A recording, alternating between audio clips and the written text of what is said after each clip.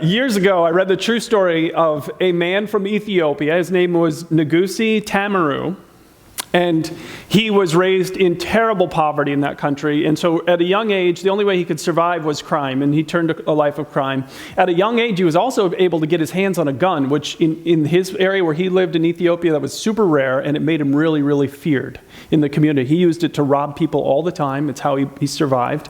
Later in life, he was robbing somebody, and he, in the process, fired the gun and killed the person. Police arrested him, and he was sentenced to prison. He served 6 years in prison, which doesn't sound like a lot for taking a person's life, but that's just the system that they had at the time. He got out, and he turned right back to crime because he had no skills, no education, no opportunities, and so he continued to hold people up until finally the police caught him, and they took his gun away. And now he had no way to support himself. And he felt like it was just over.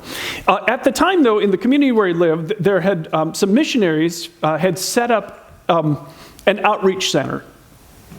And they needed some help, and so he went and applied for a job with the missionaries. And he applied for the job of being a guard.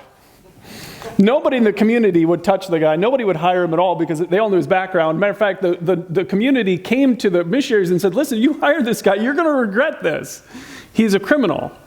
But the Christians were like, we're going to give him a shot. And so they hired him as a guard. And after working there for a little while, he started getting really curious about the message of the missionaries about this Jesus fellow. And so he saved up money to buy a Bible. A Bible in his language cost 2 days' wages. So he saved up all of his money, 2 days' wages, bought a Bible. He went home just curious to read about this God that these Christians were talking about. He opened up his Bible to Revelation chapter 21, and here's what it says. But for the cowardly and unbelieving and the abominable and murderers and immoral people and sorcerers and idolaters and all the liars, their part will be in the lake that burns with fire and brimstone, which is the second death. He said he put that Bible away immediately. He said not only was he a murderer, he'd also been heavily involved in sorcery and idolatry. He said, I got real scared and I decided this was a bad book, so I hid it. He hid the book. A few days later, he was at work, and his boss, who was an Ethiopian believer, said to him, hey, Ngugi, would you like to hear some really good news? And at this point in his life, good news sounded really important. And so he said he would. And his boss told him about the forgiveness that he could have through Jesus Christ. Ngugi said, I cried and cried and cried that day. I couldn't believe that God would forgive me, not after all the things I'd done. He was so deeply changed by Jesus that he went to all of his children and he told all of them about Jesus, and they all became believers. He said, now I teach my children the Bible, and we pray together every night. Eventually, he actually became the pastor of a small church, and his big dreams are to continue to take the message of Jesus to all the local tribes in the area. Now that is a picture of amazing grace. It's the power of God to transform the life of a murderer into a pastor. That's the power of God. The grace of God can change anyone. And that's what it does. It's still doing it in the world. That's why we show you these videos. For those of you who are not here, if you're watching online, almost every Sunday we start the service with a story of someone whose life was changed by Jesus. This is what our God still does today. Grace is the key concept of Christianity, if you don't know this. It's the key concept of Christianity. It is the foundation upon which a church has to be built if they're going to participate in the work that God is doing in this world. And individually, if we want to join God in the mission, then we have to get better at understanding the grace we've received. We have to learn what it's like to really experience grace in our own lives. And then the message that we share is just a message of grace. Because that's the message that's still changing the world today. So let me ask you this question as we get started. When people look at you, Would people say about you that you are becoming a more gracious person? Would your spouse say that you are becoming more gracious? Would your friends or your boss or coworkers say that you are becoming more gracious? This is the force that God uses to change the world. So we're in this series called No Perfect People Allowed. And what I want to do today is I want to talk about moving toward a more grace-filled life, because this is what he's going to use in our lives to change others. Would you open up your program? Inside you'll find these notes today. We're not going to get through everything that I had planned to get through. We're only going to really talk about the first point today. Welcome to those of you, of course, who are watching online as well. If you go to our website at penuelchurchlife.com, you can get these notes as well. So let's jump right into this. This is all we're going to talk about today is just this first thing. If we're going to be people who reflect the grace of God in this world, then we have to keep our focus on God's amazing grace. This has to be a constant theme in our minds, and in our churches, and in our lives. So here's what I know about this. If you know your history, especially any Christian history, you know that there was a man named Martin Luther who was a very famous, we call him the Protestant reformer. And one of the things that Martin Luther talked about was the fact that so many of us, and this is so true in America, we have what he called a wages mentality. And some of you do. I mean, I did for a long time. Some of you still do. A wages mentality explained as this. A wages mentality says, we only get what we deserve. A wages mentality said, if we do good things, we get good outcomes. But if we do bad things, we get bad outcomes. That's a wages mentality. So what happens if someone does bad things and has a good outcome? We don't like that, right? That doesn't feel good to us.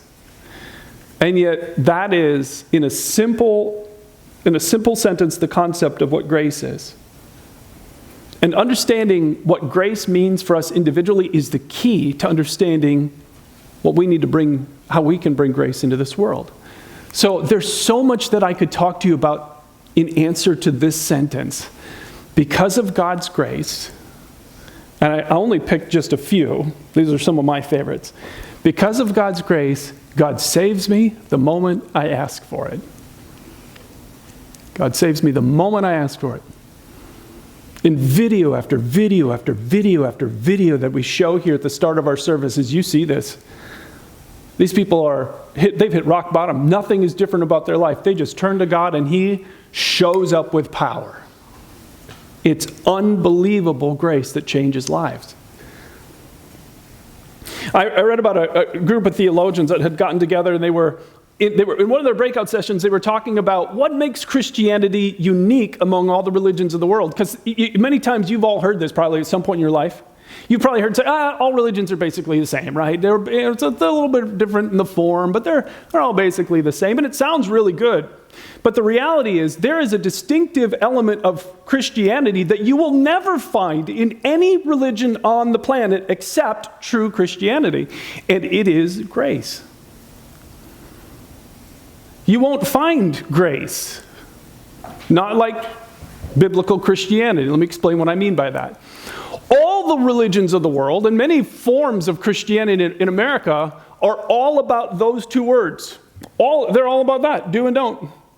And they define lists of do's and don'ts, right? Many of you were raised in different places where you heard this. Hey, you got to do these things and don't do these things. And then you'll be okay.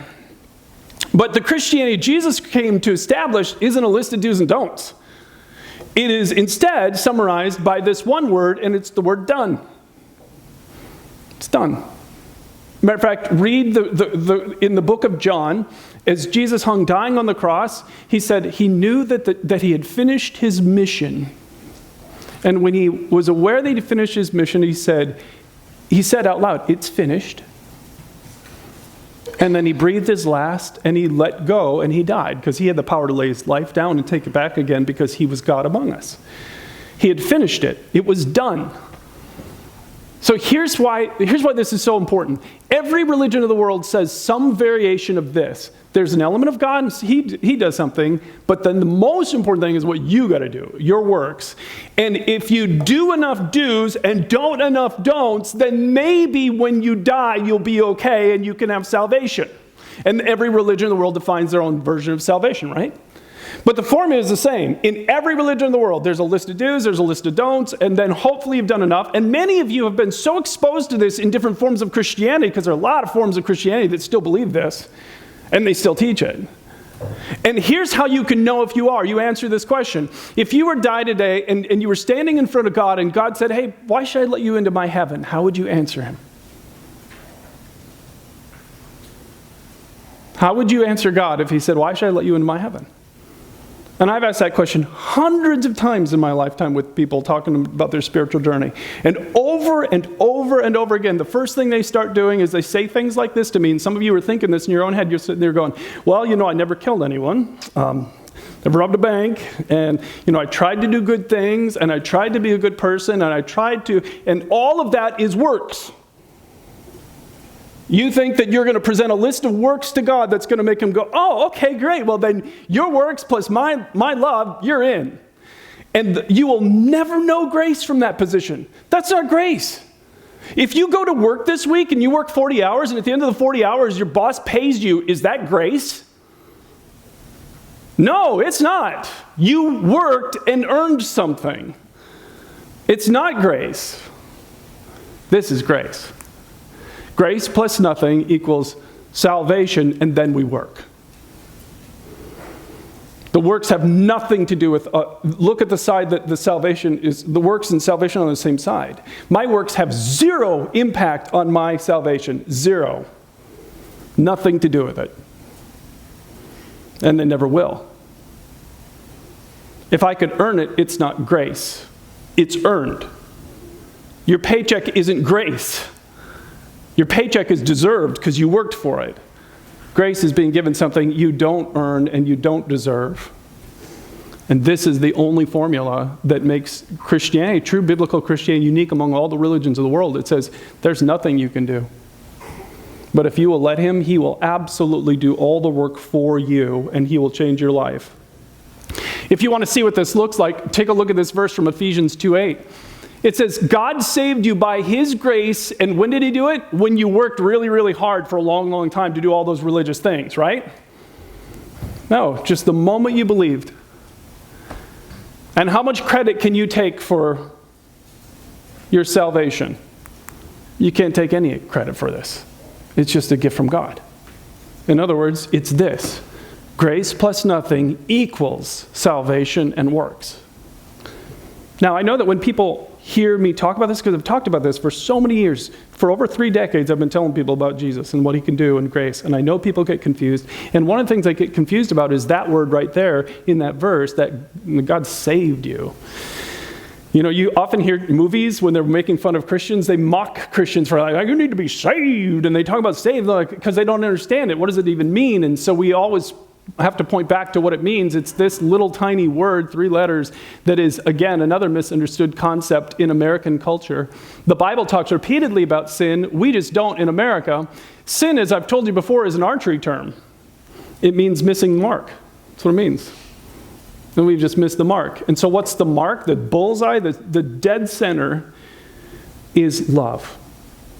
That's the dead center. Matter of fact, Jesus was so clear about it's all about love. It's about loving God. It's about loving people. He once said, all of the law can be summed up in this one word, love your neighbor. This one thing, love your neighbor as yourself. Love does no harm to its neighbor. It's all about love. That's the bullseye. Now, how many times in your life do you think you have had unloving thoughts towards another human being? Some of you had them on the way to church today, right? You heard like, oh, you're mad at your boss, you're mad at your coworker, you're mad at the person sitting next to you, you're mad at someone else in your life. Unloving thoughts. How many times do you think you've said unloving things to people in your life? I can't even imagine. How many times have you acted in unloving ways towards other people? I have millions of times in my life where I've missed the mark. This is where, again, in American society, we just don't think it matters. Who cares? Because I look around and I'm better than that guy, and I'm way better than that person, right? So, okay, as long as God grades on a curve, we're all fine. And he never does. He says, to be with me, you have to be like me. Jesus said, be perfect as my Father in heaven is perfect. The only people who will be in heaven, which makes sense, right? If he is a being of pure love, never been unloving, the only people who can be with him are people who are like him. And this is why we're all in trouble, and there's nothing we can do. What am I supposed to do? I've blown it millions of times. I have no shot. And it's only when you get to this understanding of our true human condition that you can understand why Jesus is so, so, so important. Let me put it this way. This is a picture of my daughter, Rachel. About 20 years ago. So she's married, she's got her own child now, one of my grandkids, and it's hard to, it's like just in a blink, right? All of you know this. You just turn around and they're grown. So a little bit before this picture was taken, and she was probably about 6 in this picture, so she was about 4 years old. We lived right by the pool, and so we every summer, we lived at that pool. And we were always at the pool, and Rachel loved the water, and she loved swimming, and she was on the swim team for years. And one day, like I said, she was about 4 years old. I was in the pool with some of the other kids. You know, I was playing with her brothers, and I watched Rachel walk up the stairs and walk around to the far side of the pool, and she stood right below the lifeguard's chair. And I'm like, what's she doing? I didn't know what she was doing. Rachel thought that she could swim without trying, without lessons, so she stepped off into the water way above her head. And I'm like, what? And if you've ever watched somebody in the process of drowning, you know what this is like. She came up like this, barely getting her head out of the water. She looked across the pool to me, and the horror in her eyes is something I'll never forget, right? And if you've ever seen, they just fight like this to try and keep their head above water. And she went right back down. She couldn't even cry. She couldn't cry out. She wasn't up above the water long enough. Michael Phelps couldn't have swam faster than I did across the pool that day. The lifeguard couldn't see because she was right below him. And she came back up a second time, and before she could go under a third time, I grabbed her. And she locked her arms around me so tight. I mean, you can just imagine there was no peeling her body off of me in that moment. And that's what it means to be saved. And that's what the Bible says all of us need. Could Rachel have done anything that day to save herself? Rachel was going under, and there was no hope unless somebody saved her, and that's the picture of true Christianity. Is that all of us are going under, there's nothing we can do about it, and if God doesn't just step in and save us, we're done. That's true Christianity. And the incredible thing is, the moment you ask him, he does it. It doesn't matter how long you've been running from him, how mad you are at him, how many things you've done wrong. At the moment you do, he will rescue you. So this is the first piece. Because of grace, God saves me the moment I ask for it. And that's not all. God adopts me as is. This is an amazing piece of grace. You don't earn your way into the family of God. He just takes you in. I wonder how many of you recognize this person. I'd never heard of her until some events happened in her life this last week that I was reading about. So her name is Kate Von D. She's an entrepreneur, a TV personality, and a recording artist, but what she's most well known for is appearing on reality shows Miami Inc. and LA Inc. So I've never watched them, so that's why I'd never heard of her. But the reason I heard about her is that she has a very strong occult background, really anti-God, and some Christians began to show love to her, and they talked to her about Jesus and what he could do in her life. And recently, she decided to put her faith in Jesus Christ. And they baptized her, and she put her baptism on Instagram, and you could watch this and hear her story. And someone went online, this Christian author and theologian named Felicia Masonheimer, and she said, Kat, you are so loved. You were loved before, and you are loved now by God who made you. And she said, and we rejoice to know, listen, you are part of his family. So sometimes people hear that and they're like, I don't understand. Aren't we all part of God's family? That's the common sentiment of America. We're all God's children. Actually, we're all created by God. All of us. We are all loved by God, desperately loved by God. But you are not a part of God's family. Nobody is. Until you choose to accept his invitation to join his family. He stands with an invitation to every human being on earth. Everybody, anywhere, in any condition of your life, you can join his family right now. But you're not automatically, and you have to choose to accept it. Look at this. Romans 8:15, it says, instead you received God's Spirit when he adopted you as his own children, and now we call him Abba, Father.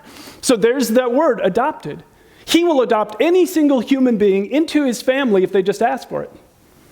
At the moment you put your trust in Jesus, not only does he forgive you, he also puts you in his family forever, and you become his son or daughter. And it's a permanent relationship, and we know that because of what Jesus said. Look at this verse, John 8:35.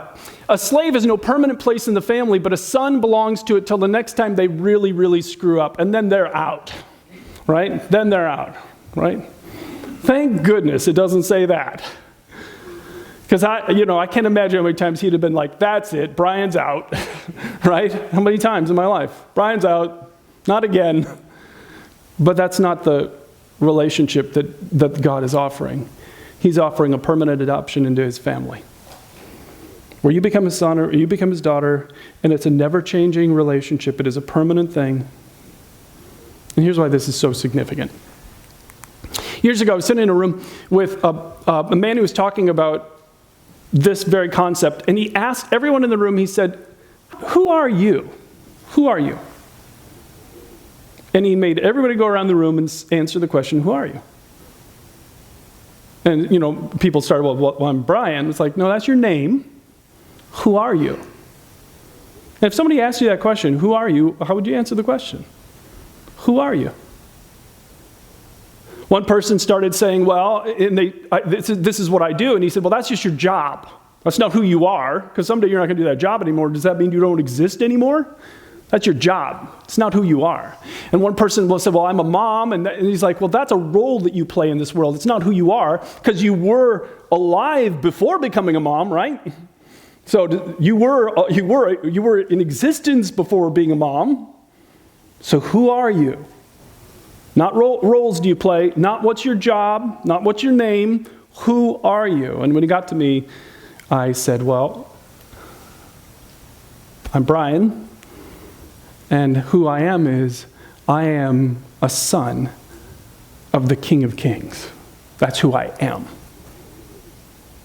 That's who I am. I am God's son. It's interesting, you ever heard of this organization, Celebrate Recovery?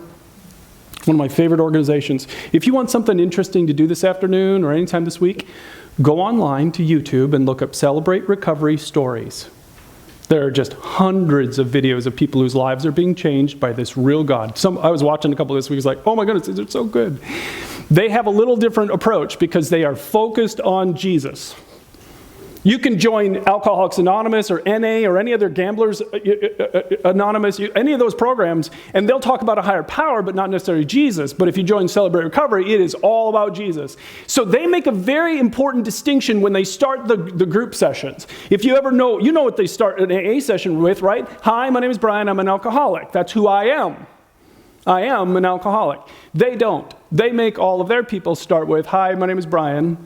I'm a son of God who struggles with alcohol.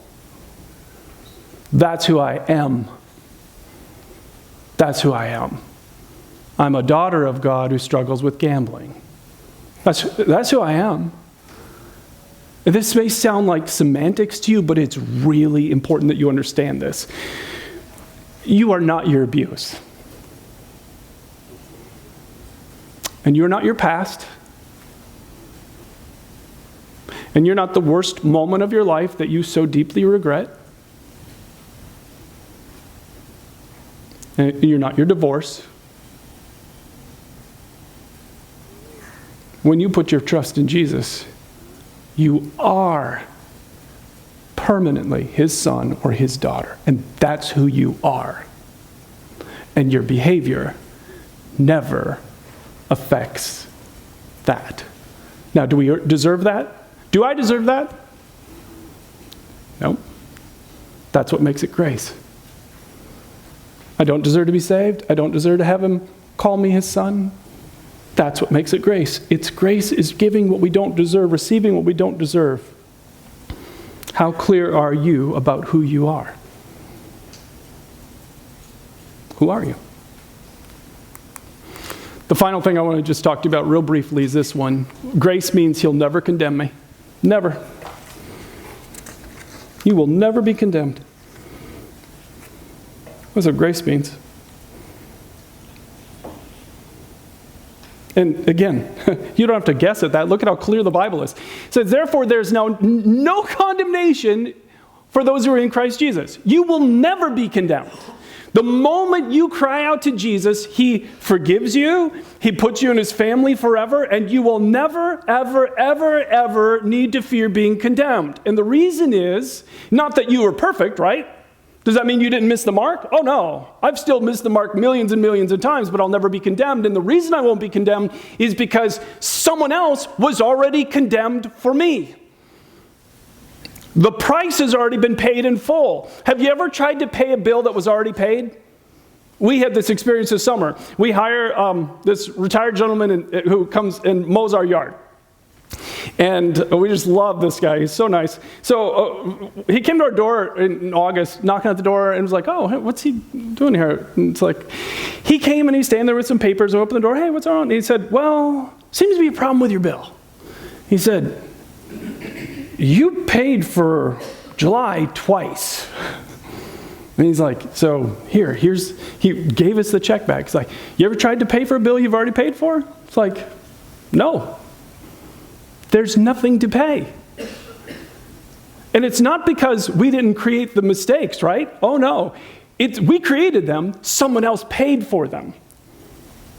That's why there'll be no condemnation if you accept Jesus Christ. You can't be condemned for something that's already paid in full.